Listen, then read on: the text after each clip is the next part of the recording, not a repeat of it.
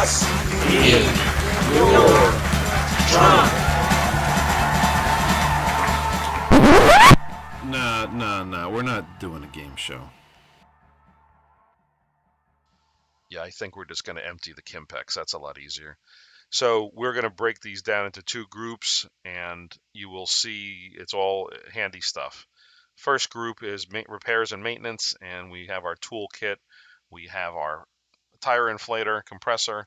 We have first aid kit. We have some oddities in here. This is like a chainsaw chain without the chainsaw powered part. It's just like a hand saw with handles on it. Some people opt to bring a full-size saw just in case. We have JB Weld from a metal standpoint. If we have to repair a cracked rim, it's not out of the ordinary to have something like that happen. We have tire eject. We have duct tape. We carry some spare coolant and oil. We have a spare belt. We carry spare cable, steel cable, just to extend the reach of our winch or towing ability.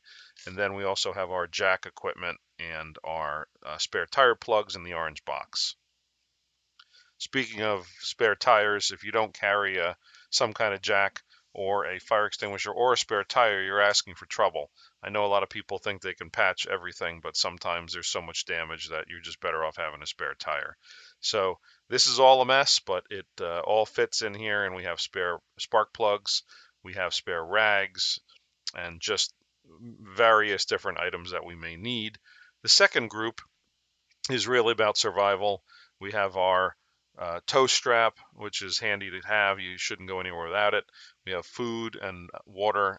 These are MREs, meals ready to eat. We carry ratchet straps. We carry tie wraps. We carry bungee cords, and Velcro straps, just really anything that you may need. And there's always, these are great. These are the tire slugs, sidewall slugs, and they're worth $25 just if you get a really bad tear in a sidewall that's not patchable. These will get you home, and that's the main thing. So we'll put a link in the description for that. Make sure that you also have stuff if you are going to be stuck out in the woods.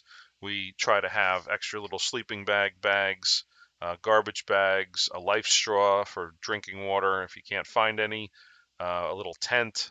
I mean, these are all extreme items, but it depends how far you go out in the woods. And, we just recommend that you have what you need, a knife, a Leatherman. We try to keep it in the cabin in case we have to cut ourselves loose of a strap or seatbelt. We also carry spare valves and rubber cement and patches, and you should as well. Now, when you pack this all back away, make sure that the first aid kit and your tow strap are readily accessible on the top, and that way you don't have to go digging for it. Now, we also love this bag, which we picked up. It's a motorcycle bag, soft and waterproof, and we put our lunch in here. And this way you don't have breadcrumbs instead of potato chips, and your sandwich doesn't get mushed. So we love this. We'll put a link into the description. It's just great to have up there. And last but not least, little shovel. It's not in our trunk, but we've used this to dig somebody out of the mud, so that comes in handy.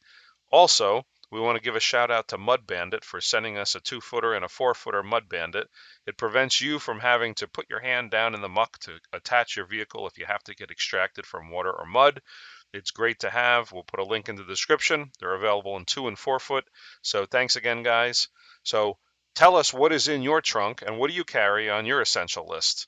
So thanks for watching, and we hope to see you out there on the trail. Thanks.